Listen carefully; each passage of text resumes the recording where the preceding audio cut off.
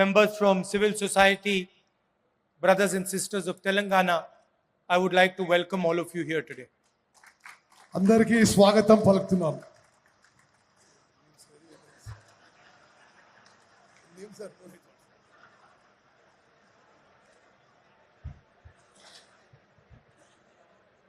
You know,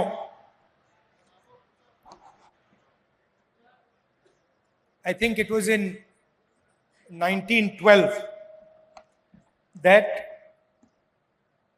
the biggest ship built till that day set sail between the United Kingdom and the United States. That ship was called Titanic. You must have heard of the name.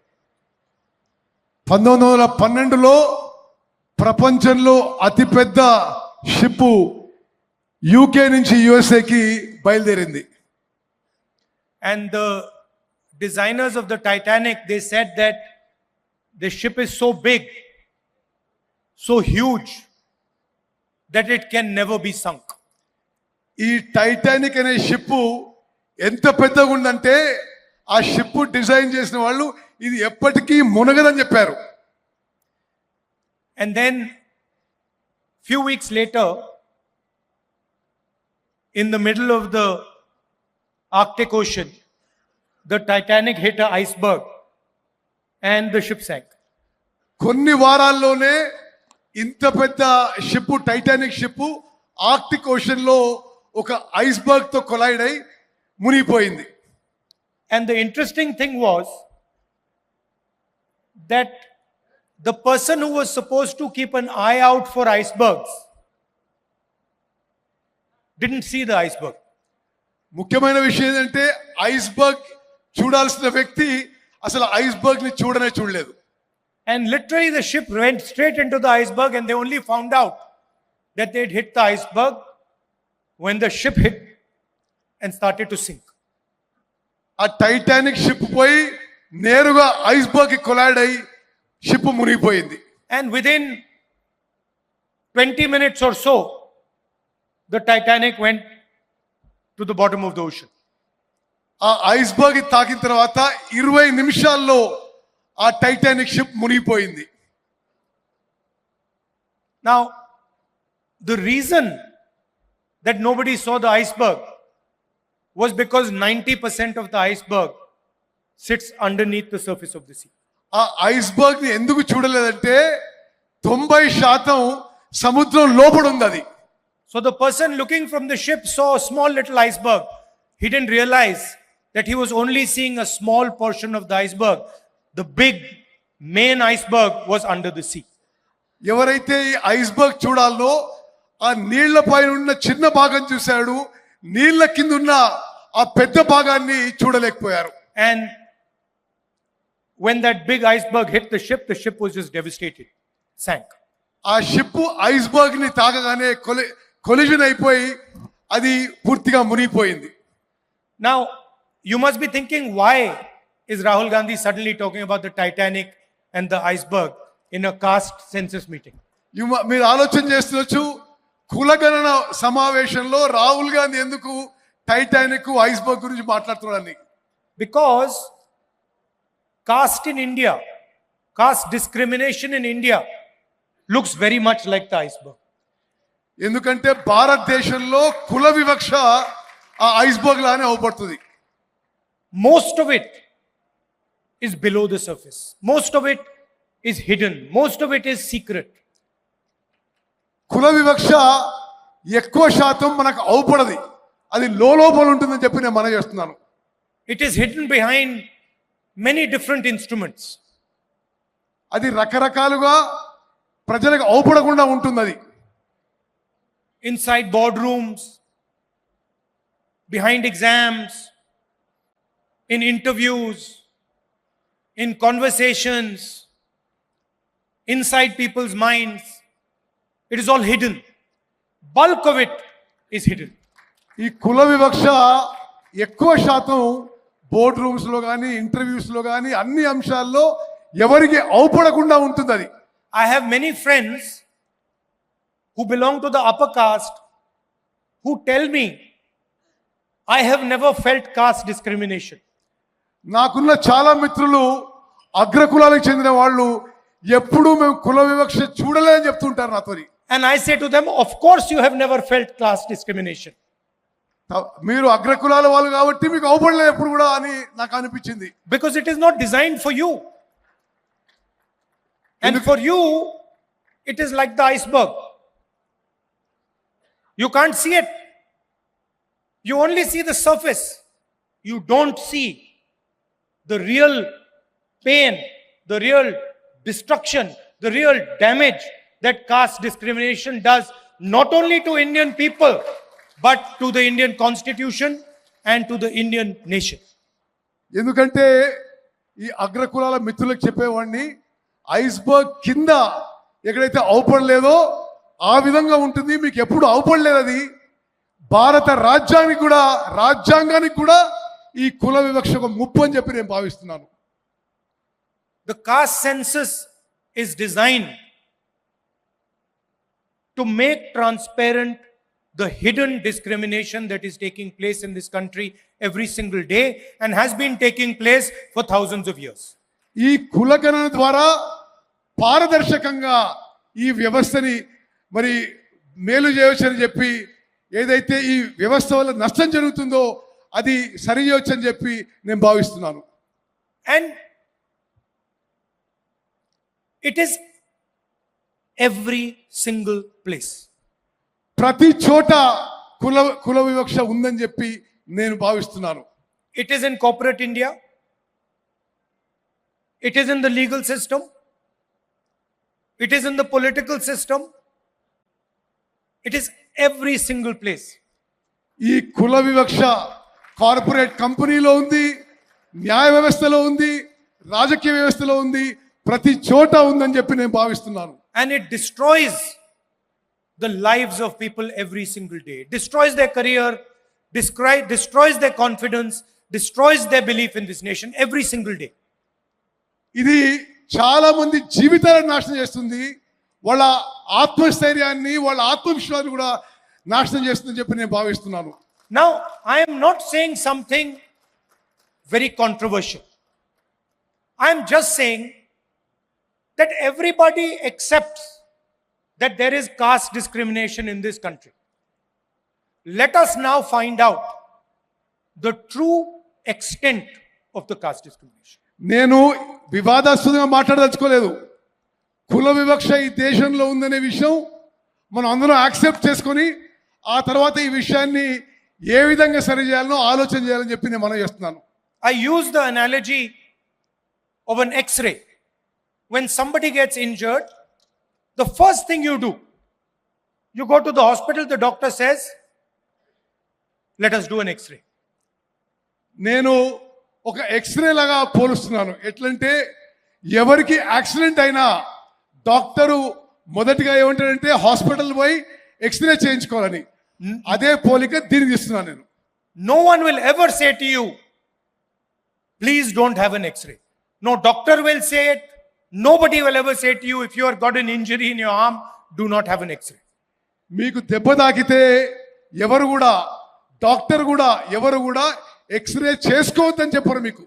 In fact, if some doctor were to tell you that I suspect that your arm is broken, but you should not have an X-ray, you will say that the doctor is crazy.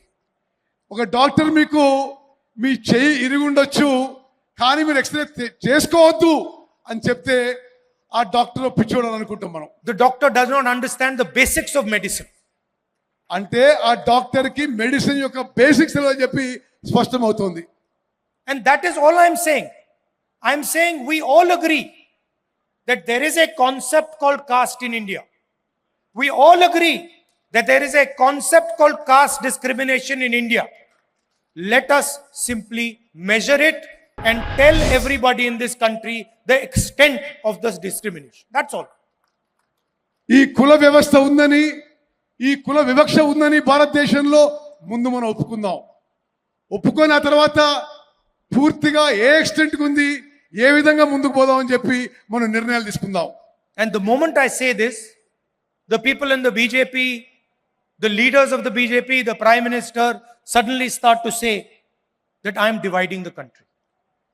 నేను ఇది మాట్లాడగానే BJP నాయకులు ప్రధానమంత్రి కూడా నేను దేశాన్ని విభజించే ప్రయత్నం చేస్తున్నానని నా మీద ఆరోపణలు చేస్తున్నారు. Since when has revealing the truth of this country divided this country? దేశం గురించి నిజం చెప్తే అది దేశాన్ని విభజించడమా అని చెప్పి నేను అడుగుతున్నాను. All we are saying is let us explore the truth. నేను అంటున్న ఒకటే, మనం నిజం పరిశీలించాలి, నిజం తెలుసుకోవాలని చెప్పి నేను మనం చేస్తున్నాను. Foundation of all our religions is truth. Foundation of all our religions is ahimsa. All we are saying is let us explore the truth of discrimination. అన్ని మతాల్లో ఉన్న విషయం మనం నిజంతో పోవాలని, మనం ఈ విషయంలో కుల విషయంలో కూడా నిజం తెలుసుకొని ముందుకు పోవాలని చెప్పి నేను మనం చేస్తున్నాను.